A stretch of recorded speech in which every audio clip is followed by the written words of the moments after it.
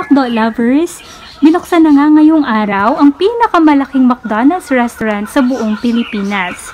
Ito ay matatagpuan sa City of San Fernando, Pampanga at meron itong mahigit 300 seating capacity. Kaya po itong mag-accommodate ng dine-in, ng drive-thru at take-out. Para sa buong detalye, panuurin po natin ito.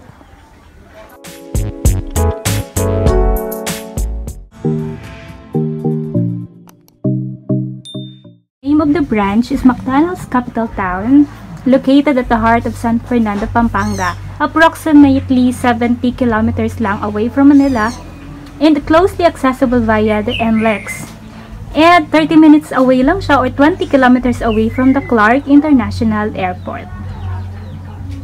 Then, sa ginanap na grand opening ng McDonald's Capital Town ngayong araw, December 7, 2020, ay dinudulhan ito ni Mr. Kenneth Yang, ang President and CEO of McDonald's Philippines, and ni Ms. Margot Torres, Senior Vice President of Marketing ng Golden Arches Development Corporation.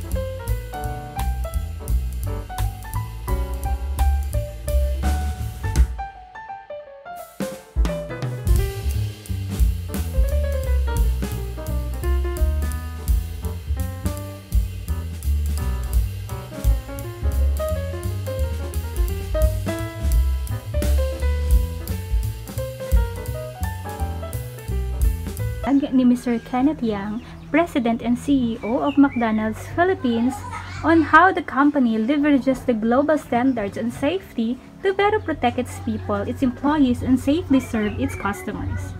Let's watch this. Hello, my name is Kenneth. Dito po sa McDo, doble ingat kami. We always follow strict global McDonald's standards for food quality, safety, and cleanliness. We also comply with government guidelines. Given the current situation, we have developed our own M-Safe program. We make sure our people are safe and healthy to serve our customers. All our employees in every restaurant wear face masks or face shields and gloves. We require them to perform temperature checks before and after their shifts, accomplish a daily health check form, hand wash every 30 minutes, and practice coughing etiquette. Para sa mga customers, we manage the number of people that enter the store. We make sure everyone wears a face mask upon entry. We ask them to sanitize their hands and disinfect their footwear, and we perform temperature checks. For customers entering the restaurant, a health check form is required. Kapag nasa loob, physical distancing is practiced in all areas. Customers are guided where it is safe to sit through table markers. As an extra precaution, we will do table service to avoid any crowding in the claim area. We make sure that all other areas of the store, including the kitchen, are always clean and safe. Our self-order kiosks are cleaned after every use. To ensure that everybody complies with these safety measures, we have assigned a dedicated safety manager in every store.